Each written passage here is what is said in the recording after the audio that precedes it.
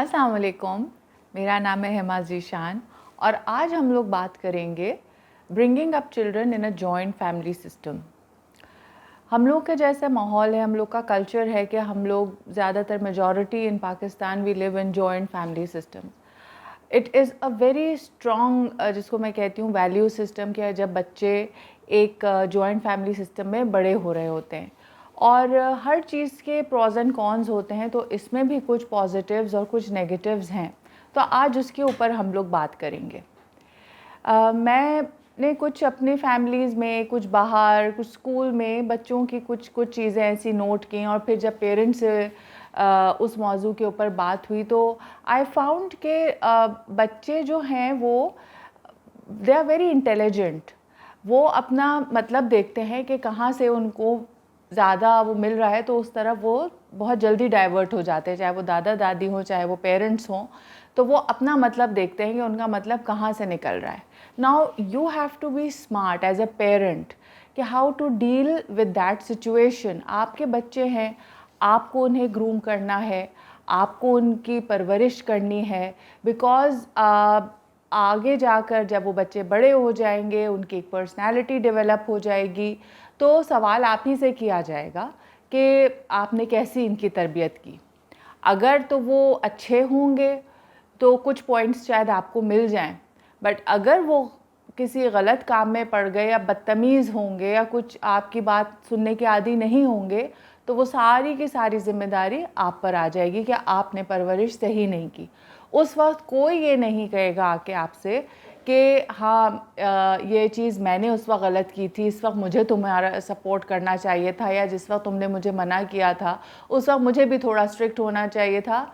उस वक्त आपसे आके कोई ये नहीं कहेगा। उस वक्त सब आप ही को ब्लेम करेंगे कि आपने उसकी परवरिश सही नहीं की। तो जब आपके बच्चे होते हैं तो you should set up some rules if you are living in a joint family system.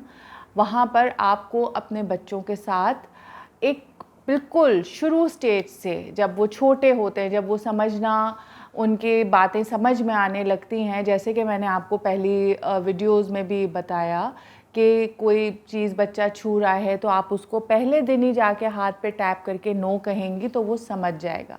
उसी तरह से जब बच्चा समझने के काबिल हो जाए तो आप उसके कुछ रूल सेट करें कि इस वक्त उसका कज़न्स से खेलने का टाइम है, इस वक्त उसका टीवी देखने का टाइम है, इस वक्त उसका सोने का टाइम है, इस वक्त उसका खाने का टाइम है, इस वक्त उसका पढ़ने का टाइम है और इस वक्त इसका सोने का टाइम है। ये बच्चा जब एक उसमें चीज़ and you have to be really firm on that, ठीक है। मुझे अंदाज़ा है कि बाज़ दफ़ा सिचुएशंस मुश्किल हो जाती हैं। घर में दावत है, घर में कोई मेहमान आए हुए हैं या आपको कहीं जाना है, घर में कोई फंक्शन चल रहे हैं, उसके अंदर ये चीज़ें पॉसिबल नहीं होती। But this is once in a month, once in a year ये चीज़ें होती हैं। ये रोज़ाना की तो रूटीन आपके घर में नहीं है। तो चले एक आध हफ्ते के लिए अगर बच्चा थोड़ा सा आउट ऑफ रूटीन हो भी रहा है, fine, but in the long run उसको ये चीज़ पता होगी कि भाई अब मैं अपनी रूटीन में मुझे वापस आना है।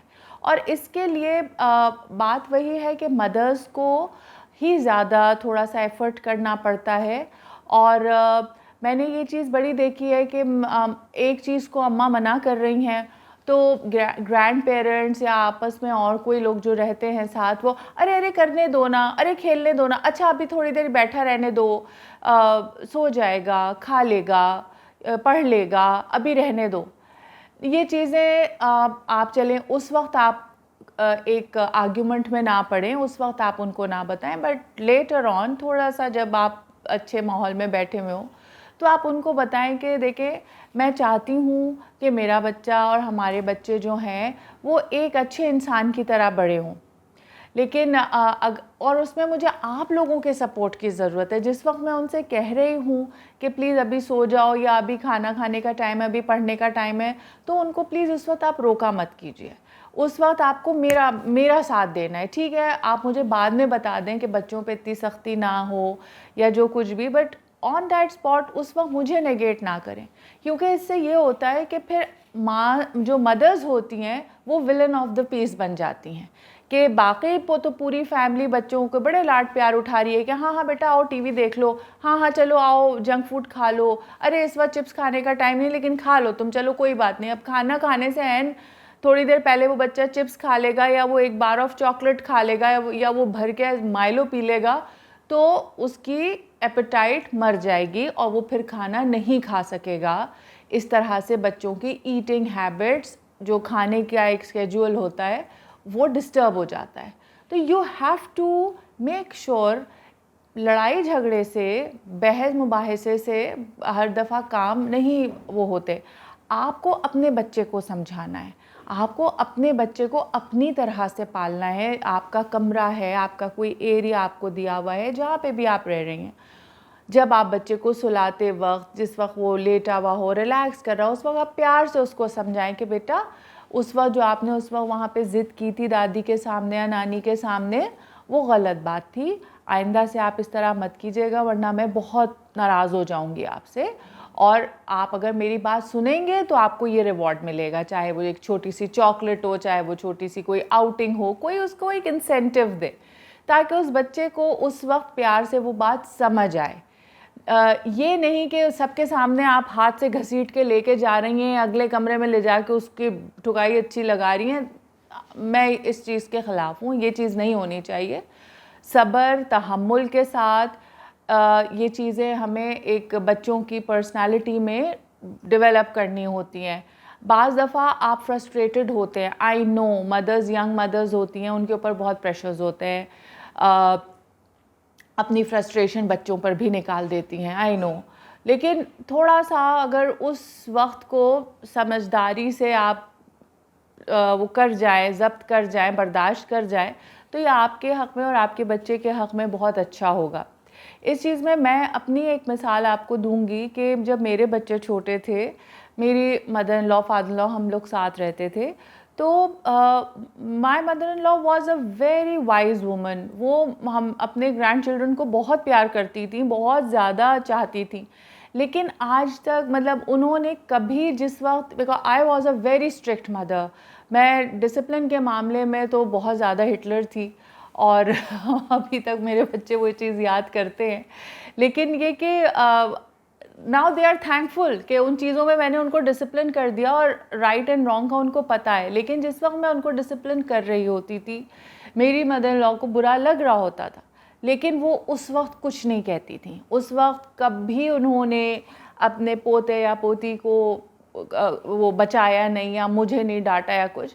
बाद में जब वो चीज़ ख़त्म 1-2 घंटे के बाद या नेक्स्ट डे, वो मुझे प्यार से समझाती थी कि बेटा वो छोटे बच्चे हैं, वो बच्चों की तरह ही बिहेव करेंगे, वो जिस तरह तुम चाहती हो तुम्हारे उसके हिसाब से नहीं बिहेव करेंगे, तो थोड़ा सा लिहाज कर लिया करो। फिर बच्चों को अलग ले जाकर समझाती थी, उनको कोई स्नैक बना के खिलाती थी, कोई जूस बना के निकाल के, जैसे ही देखती थी कि इस वक्त आ रही है शामत किसी एक की, तो वो पहले से किचन में उसके लिए एक छोटा स्नैक तैयार कर लेती थी और फिर वो प्यार से उसको समझाती थी कि अम्मा को इतना तंग मत किया करो, जो कहती हैं पढ़ाई के वक्त पढ़ाई कर लिया करो, या जो कुछ भी जिस बात पे भी डांट पड़ रही होती थी तो उस वक्त।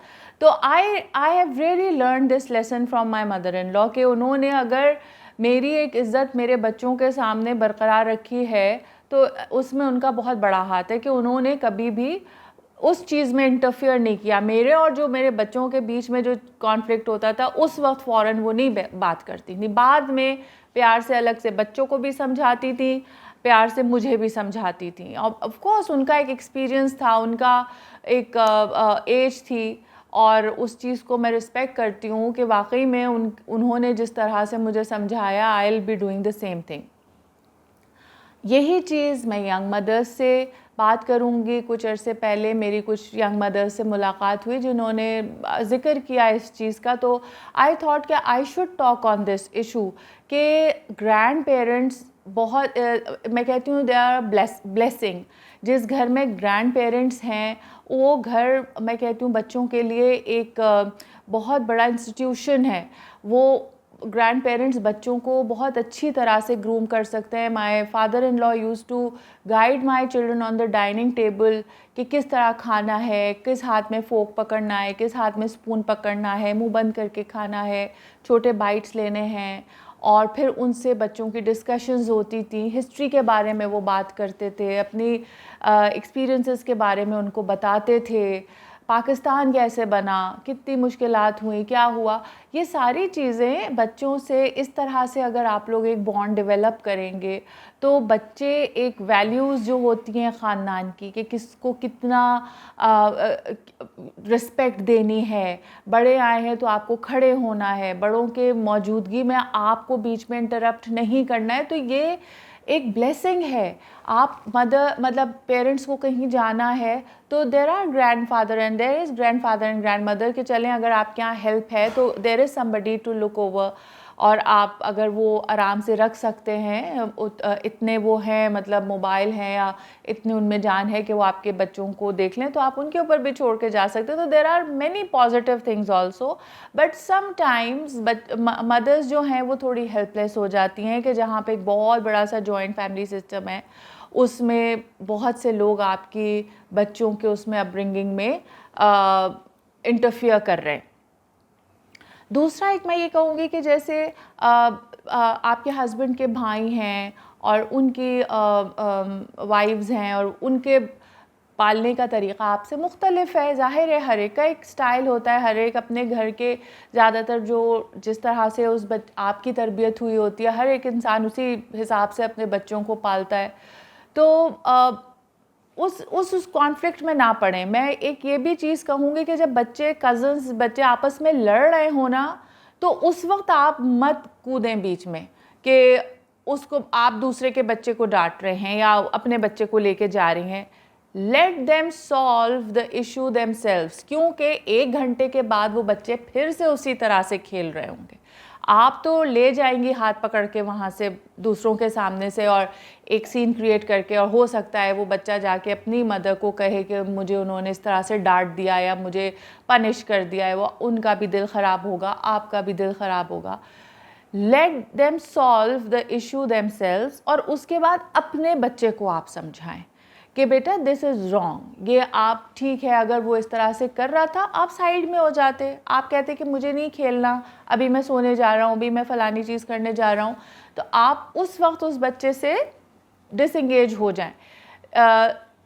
ये एक मैं यही कहूँगी कि ये अगर आप एक चीज़ अप्लाई कर लेंगी ना, ये बहुत सारी प्रॉब्लम्स या बहुत सारी जो आगे इस चीज़ से रिलेटेड चीज़ें वो हो सकती हैं, ख़राब हो सकती हैं आपकी रिलेशनशिप में, उस चीज़ को बचा लेगी। कि अगर उस वक्त हाँ आप देख रही हैं कि दूसरा बच्चा आपके बच्चे को मार रहा है या वो बुली कर रहा है या वो कुछ कर रहा है, just stay quiet for a while, और उसके बाद जब वो डिसंगेज हो जाए, मतलब उनको सॉल्व कर लेने दें अपना मामला, and then later on tell your child कि नेक्स्ट टाइम अगर इस तरह से हो तो just move away from that area, आप दूसरे कमरे में चले जाओ। आप कहो कि भाई मुझे आपके साथ नहीं खेलना, अभी हम लोग शाम में खेलेंगे, हम बाद में खेलेंगे। लेकिन इस चीज़ की आप जाके कन्फ्रंटेशन नहीं करेंगी अपनी मदर इन लॉ से या अपने हस्बैंड से या अपने जो भी आपके हैं आगे इन लॉज में से कोई भी रिलेशन ऐसा है, या आपके अपने घर में आपके भाई की बीवी हैं, या जो भी बहुत से हमारे रिलेशंस होते हैं। तो बच्चों को बच्चों में ही सॉल्व करने दें, आपको बीच में नहीं कूदने की ज़रूरत। अपने बच्चे को समझाएं शुरू से चीज़ें, एक तरबियत यही होती है कि शुरू से बच्चे की तरबियत करनी है आपको। आप देख रही हैं कि इंटरफेरेंस है, आप नहीं आपकी कोई बात मान रहा या कुछ है, तो आप ज़रा आराम से, प्यार से, लाड से कि प्लीज़ इसमें मुझे आपकी सपोर्ट की ज़रूरत है, क्योंकि कल को जब वो बड़ा होगा, जब वो टीनेजर होगा, उसकी ये चीज़ें हैबिट्स डेवलप हो जाएंगी, उसको आदत ही नहीं रहेगी कि मेरी वो बात सुने। तो फिर आप लोग को कैसा लगेगा। तो इसलिए मैं चाहती हूँ कि इस चीज़ में आप मुझे सपोर्ट करें। हाँ, अगर कहीं मैं गलत हूँ, आप बाद में मुझे ज़रूर बताएं कि उस वक्त मैंने गलती की थी, और मैं उसको ज़रूर आगे जाके सुधार लूँगी अपनी गलती को। लेकिन उस वक्त जिस वक्त मैं अपने बच्चे को कुछ कह रही हूँ, उस वक्त ये चीज़ आपके और आपके हस्बैंड के बीच में भी ये पैक्ट होना चाहिए। जब आपका हस्बैंड अगर आपके बच्चे को कुछ कह रहा है, उस वक्त आप कुछ नहीं बोलेंगी, और जिस वक्त आप कुछ कह रही हैं तो आपके हस्बैंड कुछ नहीं बोलेंगे। देखिए, ये बड़ी छोटी छोटी सी चीज़ें हैं। मैंने भी अपनी जो मेरी बच्चों की जो परवरिश करने में जो चीज़ें मैंने फ़ेस की, जो चीज़ें मैं उसी से ही रिलेटेड आपको एग्जांपल्स दे रही हूँ। और यही चीज़ें स्कूल में भी, जैसे बच्चे होते हैं, अब कोई कंपटीशन हो जाता है आपस में कज़न्स में। अब एक ही क्लास में कज़न्स हैं, एक वो 2-3 हैं। अब हर बच्चे का एक लर्निंग एबिलिटी डिफरेंट है ना। मतलब कुछ बच्चे बहुत जल्दी कॉन्सेप्ट को ग्रास्प कर लेते हैं, कुछ बच्चे थोड़ा वक्त लेते हैं, कुछ बच्चे बार बार रिपीट करने के बाद उस चीज़ को सीखते हैं। हर बच्चा एक तरह का नहीं होता। लेकिन फिर वो यही होता है कि जॉइंट फैमिली सिस्टम में जब वो रिपोर्ट कार्ड या कोई ऐसा रिज़ल्ट घर जाता है या कोई असेसमेंट घर जाता है, तो वो उस पर कंपैरिजन स्टार्ट हो जाता है कि उसके इतने मार्क्स आए, उसके इतने प्लीज़, पता है, इतने छोटे बच्चों में ठीक है हेल्दी कंपटीशन होना चाहिए। ज़रूर आप उसको बताएं कि बहुत अच्छी बात है आपके कज़न के फुल मार्क्स आ गए, कोई बात नहीं, नेक्स्ट टाइम हम भी ट्राई कर लेंगे। और आपको पता है ना कि आप रीडिंग में कितने अच्छे हैं, आपको पता है ना आप कलरिंग में कितने अच्छे हैं, आपको पता है ना कि आप आर्ट में कितने अच्छे हैं। डजेंट मैटर इस दफ़ा कोई कम मार्क्स आए, कोई फ़र्क नहीं पड़ता, हम नेक्स्ट टाइम और मेहनत करेंगे।